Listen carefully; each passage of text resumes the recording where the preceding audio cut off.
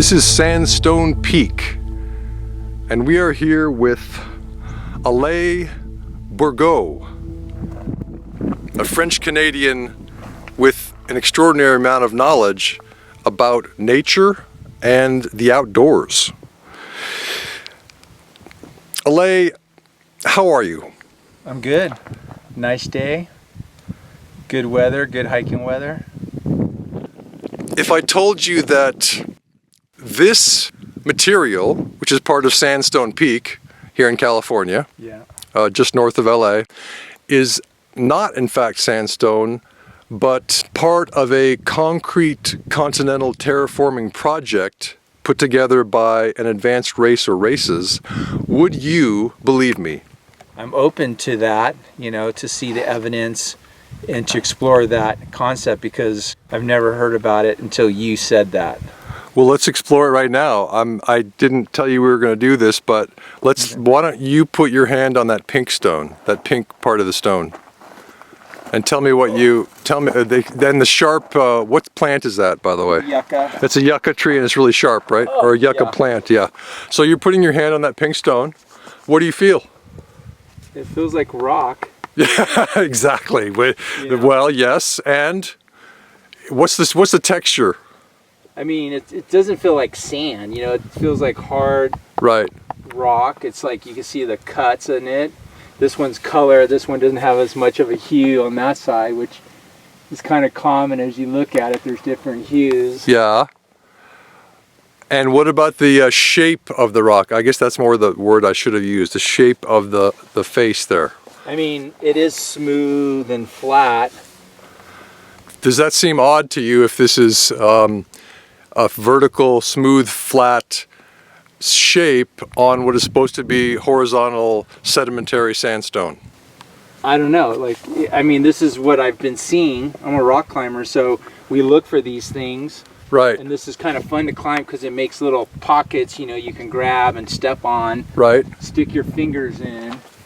So most of the rock we find in California that look, in the world kind of looks like this. And where I'm imagining, because of course I'm seeing it right now here today, that the rock somehow split off and is breaking apart. Just like you can see some pieces, we can probably break off this piece of it, and showing us how it kind of crumbles away, exfoliates off of there. Right.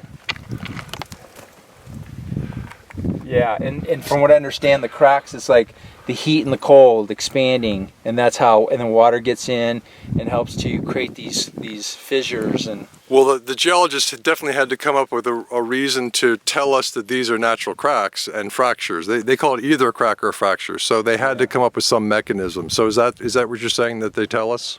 It's about the water seeping into these cracks, expanding in the cold, and then drying up or leaking out when it gets warmer.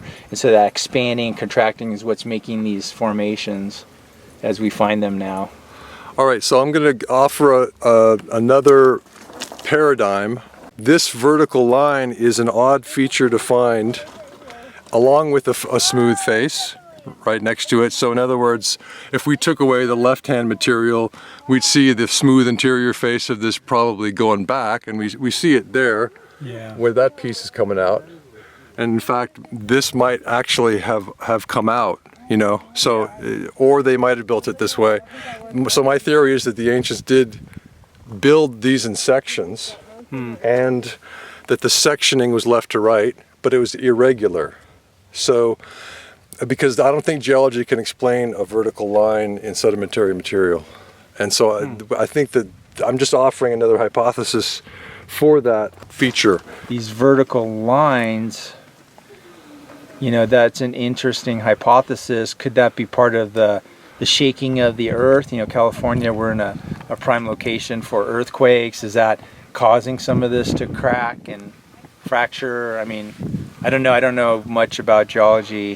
What about the smooth face? What do you think about that? Yeah, I mean, that is interesting. It's like you would think that looks polished, like something polished out, but it isn't, because I don't think anything's come through here. Water could kind of help you polishing it, but like you said, you break off a piece of rock and there's that polished surface again, so nothing's polished that. So that's where now you got me thinking like, that hypothesis is unique because what's making these fractures and so clean, and they're irregular, but they also kind of like it's a piece, you know? Let's say we built the one on the right first, and let's say we had a board, you know, a piece of wood that was up there, and then so we poured the concrete into the form, you know, the wooden form or whatever they might have used.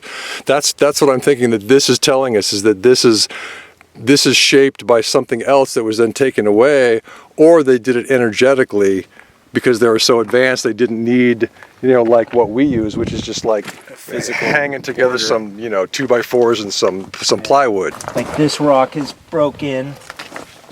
There's another one. And so it's made these kind of sides, you know, and it's just from where it fractured. Like if I hammer this, I'm sure we can get another like fracture through this, just like this is doing, right? Sometimes it's a little bit not as smooth and shaped like that, but you can see how the shapes kind of, they are angular. Angular is the word. What's to say that this didn't do the same thing, just a bigger rock that somehow like that crack was caused through it. Right. You know, and then it's splitting there, and it's because of the substance that it's made out of, and how that on the molecular level is fracturing. You know, everything fractures differently. Some not as smooth and clean as something hard and firm like this. So. Right. Yeah, I don't know. It's pretty. Well, if these came off from this little sort of pinkish face, then someone found a small piece of this, they'd say, yeah, that's really a smooth face, right? A smooth face to that one side, and the other sides are sort of more rough and, you know, less smooth. But then we go up here and it's the same thing. It's just that it's not the way we would build. If this was built, it's not the way we would build, you know? Yeah. Because this seems haphazard and chaotic, even though we have the smooth faces there, which seem mysterious as far as geology goes. I mean, geology I don't think, has a way to explain that. Then you got these smooth faces, which are at a different angle to these smooth faces. You know, like this is pretty smooth too, and you're like, how does this get so smooth? And of course, these do look like cracks, right? Yeah. I mean, to me, that's pretty much clearly some kind of cracking. Yeah. But then it's different from this, you know? And this to me is what I call a seam, like a seam in a garment, except that it's concrete.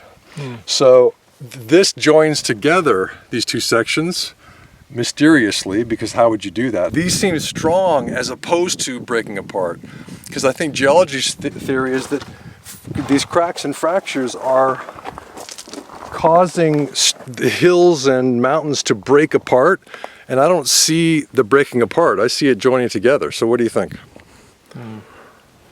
Yeah, I don't know. Does it seem far-fetched? I think what it leads me to is like, then why would they build these things? Like what was the purpose of this project? To have these rocks, these mountains, you know? I mean, you look at Joshua Tree and that's a very unique setting.